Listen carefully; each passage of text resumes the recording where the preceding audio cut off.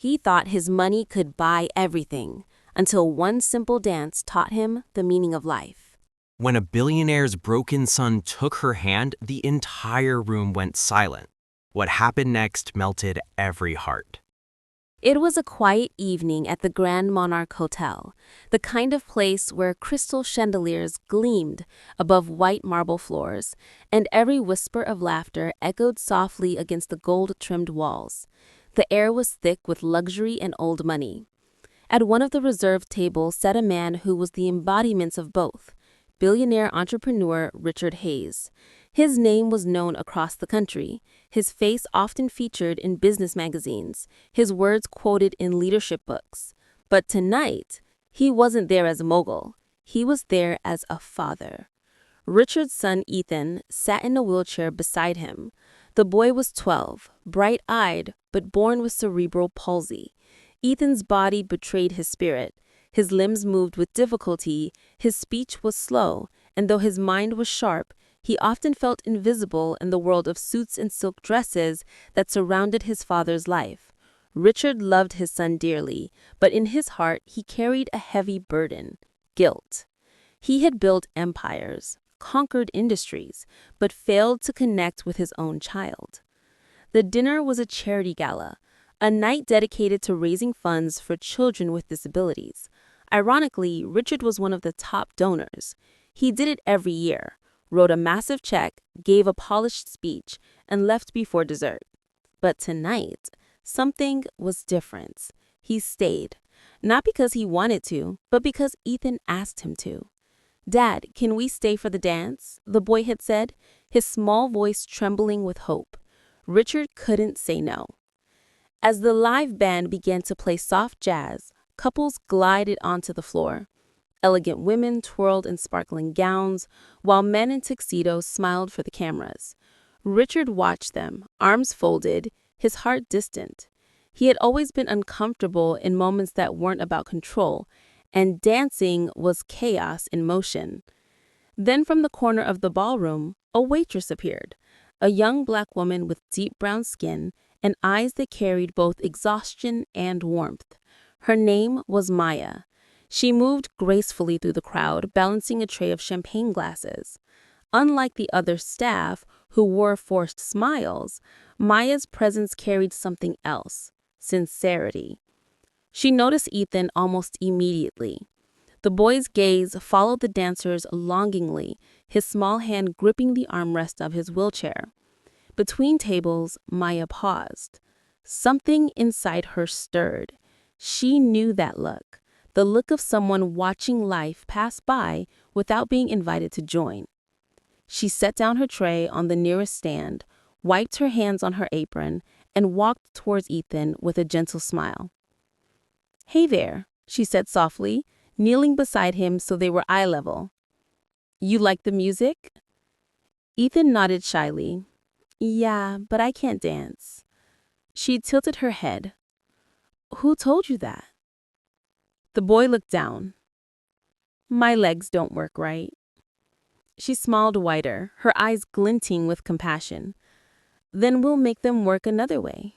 You lead and I'll follow." Richard, who had been scrolling through his phone, looked up in confusion. His jaw tightened as he saw the waitress, a member of the service staff, talking to his son. For a moment, his instinct was to stop her. He didn't like anyone interfering with Ethan, not because he didn't care, but because he feared pity. Yet before he could speak, Maya took Ethan's hand gently.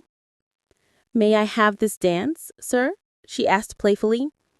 The boy's eyes lit up like fireworks. Slowly, awkwardly, he nodded. Maya positioned his wheelchair near the open space beside the dance floor.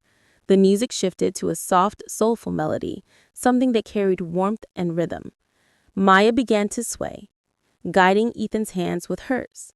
She moved his chair slightly in rhythm, spinning him lightly as she followed his movements. At first, people stared. Whispers rippled across the ballroom. Some smiled politely, others frowned. But then something magical happened. The moment Ethan laughed, that pure, uninhibited laugh of joy, the entire room seemed to change. Richard froze.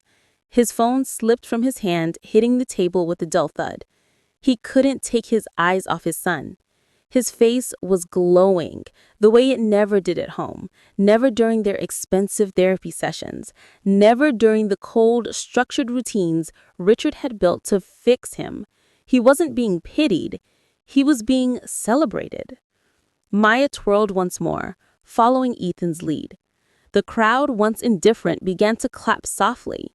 Even the band, sensing the shift, adjusted the tempo, syncing with the rhythm of the wheelchair's gentle spin. It was no longer just a dance. It was a moment of pure connection, a young woman giving a boy what money could never buy: freedom. Richard felt something break inside him. For years, he had seen disability as a limitation, a flaw to correct, a challenge to overcome. But watching Maya and Ethan, he realized how wrong he had been. His son didn't need fixing. He needed feeling. He needed moments like this. After the song ended, the room erupted in applause. Ethan's laughter echoed through the hall, and Maya curtsied playfully before stepping back, her cheeks glowing with humility. Ethan, still smiling, turned to his father. "Did you see that, Dad?" Richard's throat tightened. "I saw it, son," he whispered, his voice breaking. "You were amazing." For the first time in years, Richard didn't care about appearances. He stood up, walked to Maya, and extended his hand. "Thank you," he said sincerely. "You have no idea what that meant." Maya smiled modestly. "Sometimes people just need a little rhythm, sir. Your boy's got plenty." That night, Richard couldn't sleep. The image of Maya and Ethan dancing replayed in his mind over and over. He realized that for all his success, his life was painfully hollow. His wealth could buy hospitals, islands, and power, but not that kind of joy.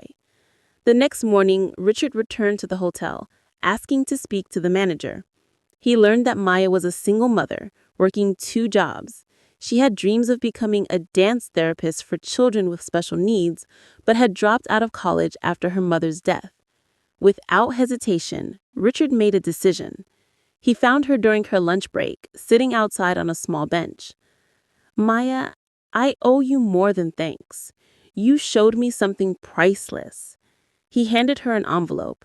Inside was a scholarship and a full grant to complete her degree, plus funding to start a small dance therapy program. Maya was speechless. "Sir, I can't accept this." "Yes, you can," he interrupted. "It's not charity. It's an investment in people who make the world move." Tears welled in her eyes. "Thank you," she whispered.